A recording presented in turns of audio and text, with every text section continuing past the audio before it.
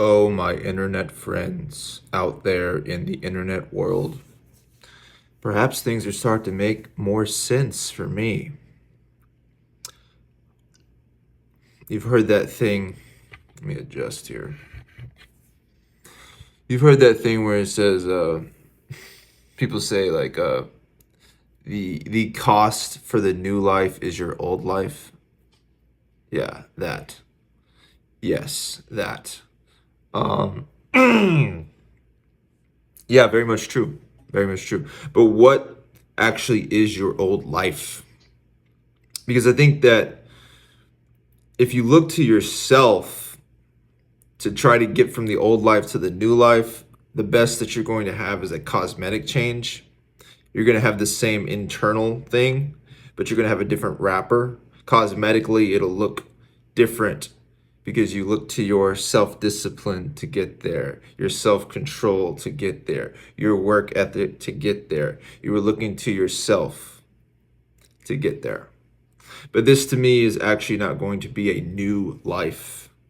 And what actually makes God God is he's the only one capable of shifting your consciousness, taking you from an old life that is self-governed to a new life that is governed by the Holy Spirit. Think about it. How can you get yourself to a consciousness that is not governed by self? You can't. You would have to depend upon the self, which is all that you've ever known in the old life. The thing that makes it so difficult waiting on God, to me, is you find that the self is not required anymore in the waiting. And the more that you are waiting on him is the seems to be the design of your walk with him in that season of waiting on him is the self is put to death.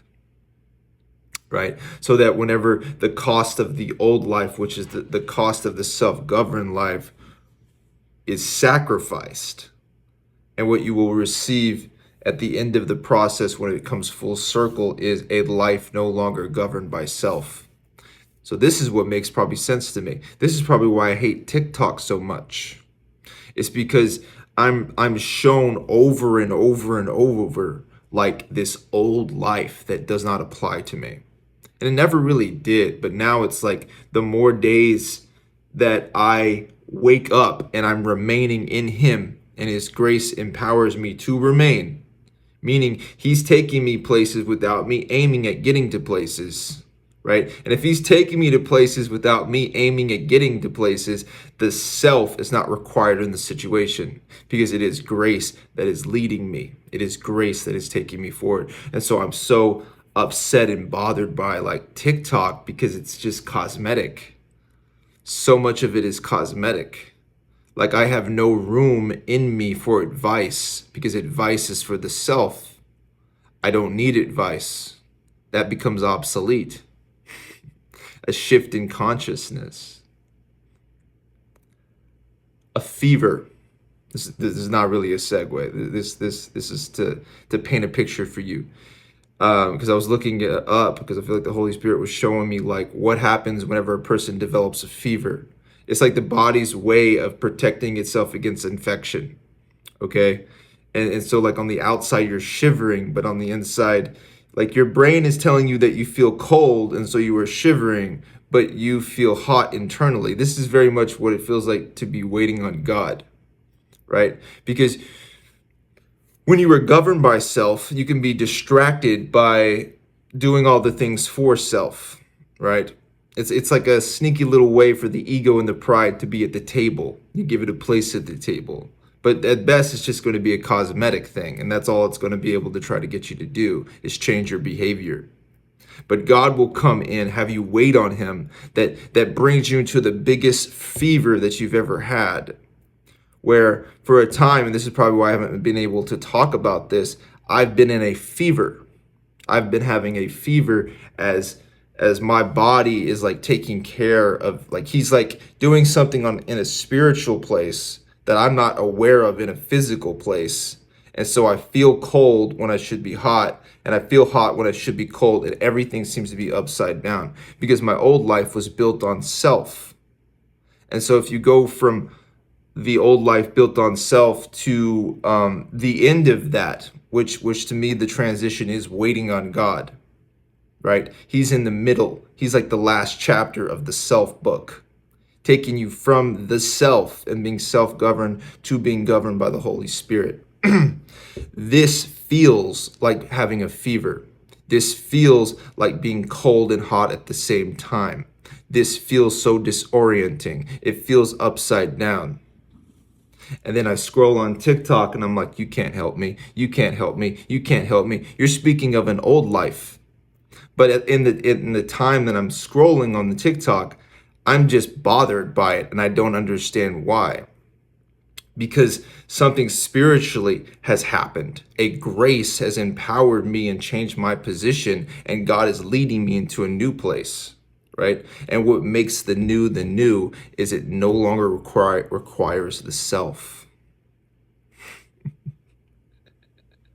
So I look at the words that people, just these prophetic words, and I'm like, you are talking to the self, but the self is not required anymore. And so your words do not help me.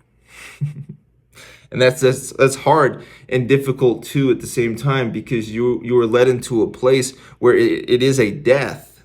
And so it's a death and nothing around you can help you, because everything around you is catered to the self, and you're actually experiencing a death to the self when you were waiting on God. And so most of the things that you hear and that have been said and that are in the world are cosmetic.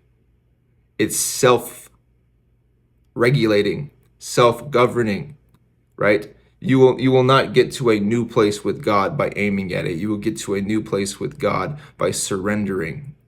And grace takes you down the river. Is it your time to go down the river? Well, then you're probably going to be brought into a place to wait on God. And waiting on God, it will be death to the self. And so the things that used to help you before are not going to help you anymore, because it will be like, help me, I'm dying, help me, I'm dying. But it's God's like grace that's actually leading you into the grave. And so that power, the power in his spirit, is stronger than the self.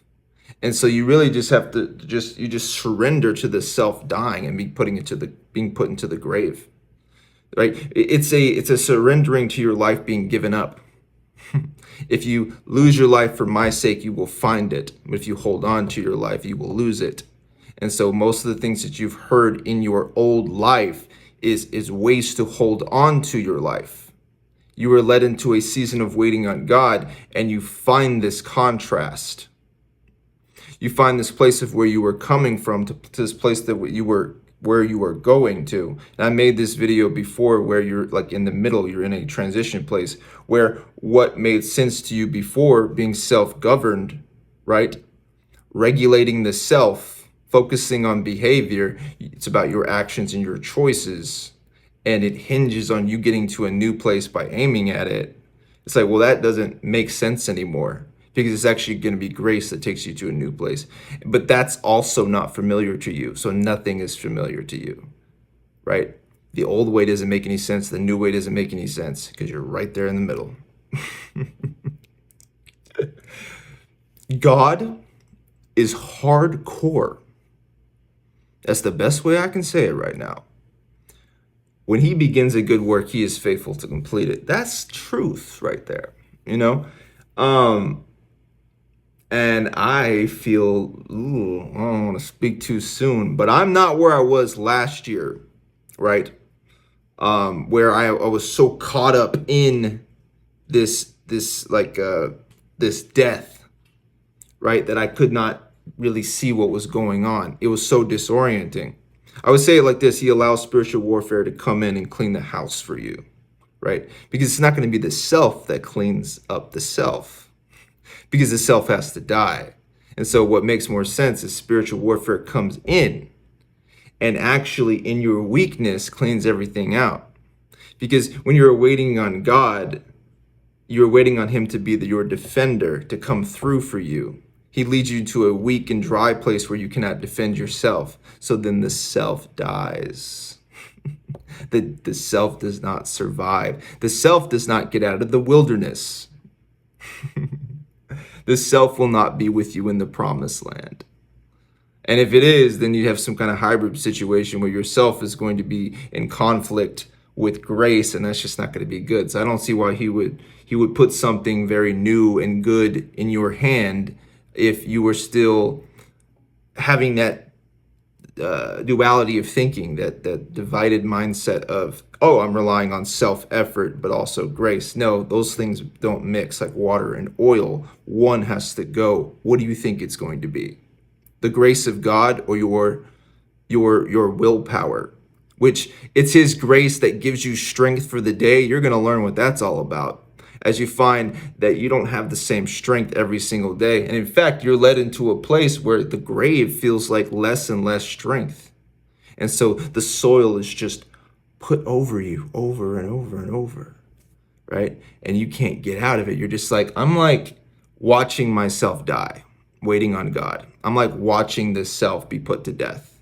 It's a perfect way, because the self can't put to death the self, because that would just give life to the self. And so the self has to have no place at the table. If you take the purpose away from the self is not required. And God said, no, my grace is sufficient in your weakness. Your flesh may be weak, but the spirit is willing. The spirit is always willing. His spirit is always willing. And that willingness of the spirit is going to make obsolete anything that you do in the flesh. Because it's no longer about the flesh anymore. It's no longer about the self. It's going from a life that was self-governed to a life that's governed by the Holy Spirit. It's the Holy Spirit that takes you out of the self-governed life and into being governed by the Holy Spirit. It is a surrendering to the Holy Spirit that leads you into the grave, and the self doesn't survive the grave. And in this place, going back to what I said at the beginning of the video or whatever, and you've heard this, you've seen it on TikTok, I know you have. People like, the cost of the old life will be, well, the cost for the new life will be the old life. And they have that like motivation music in the background or whatever. It's very like cosmetic. And then they'll probably go about and say, so you have to get to work. So you have to keep doing this. You have to keep trusting God. You have to keep doing this. You have to keep doing that. And it's like you are talking to the self, and the new life does not involve the self. And so you have yet to experience the spiritual death that actually makes obsolete the self, as grace ushers you into the new thing. So yes, it is true. The cost for the new life will be the old life, but it is a surrendering that you do where you let go of the old life and he leads you into the new life. So it's not a place you can get yourself to. Be still and know that I am God. This to me goes with waiting on God. But he brings you into a place of stillness, and then he holds you in position. And I feel like the more you are in position, more death to the self, more locking of that position, meaning you really can't get out of it.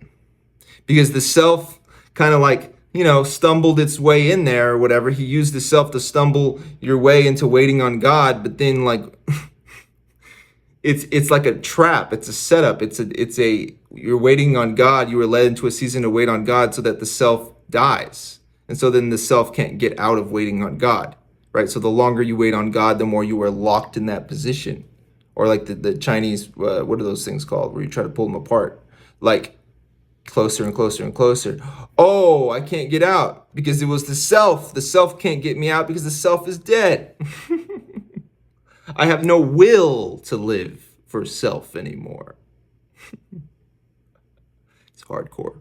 So God is the only one who's able to shift your consciousness. So when he takes you into the new thing, it will truly be a new life. And you will truly be free in a way that you could not conceive it before. And it required spiritual warfare to do the work for you because you couldn't take credit for the work. Because if the self can take credit for something, the self is still alive. And myself can't take credit for it. But at the same time, I'm honored in my weak flesh. So that doesn't really make any sense. God is a very honoring God. He's not just like, oh, I did this. But like, he's like, you did this with me. We did this together. You said yes to me working in you. You said yes to me cleaning you out. You said yes to me preparing you for the new. I honor you in this place. But I'm not honoring the self because you're not the self. I'm not giving the self any more room to run because it's the self that has you bound. So the self goes into the grave, and so does self-governing. Out of the grave, you are resurrected, Holy Spirit governed, no longer divided. You think of a life that's no longer self-regulated, no longer about self-control, self-discipline. I mean, you probably can't, because like 99% of the things that are out there, it's all that. It's all that. To actually break out of that matrix requires someone more powerful than you to break you out of that matrix. If you could break yourself out of that matrix, you'd just be breaking yourself into a new matrix. One where your bondage to self will just look a little bit different. Maybe you'll have a bigger cage this time, right? I look to humans, I'm like, this is all you can do. But by the grace of God and your weakness, God can do many things with man, including shift their consciousness. So if you're on your journey of waiting on God, I'm just giving you a little heads up. The self is not surviving the grave. That's the very best thing for you.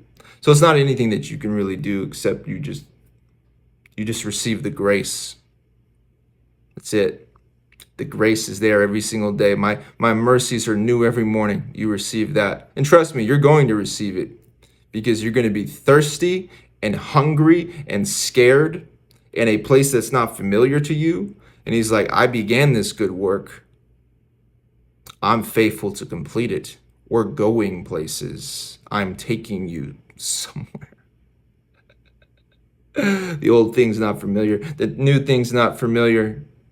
I can't get from the old thing to the new thing, which was something that was familiar to me in the old thing, because that was the way in which I walked about on the earth. You do a thing to get to a thing, and it's like, it's no longer required here. And you're like, what?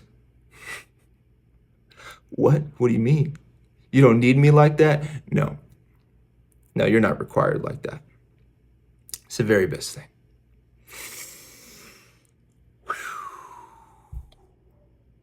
Oh,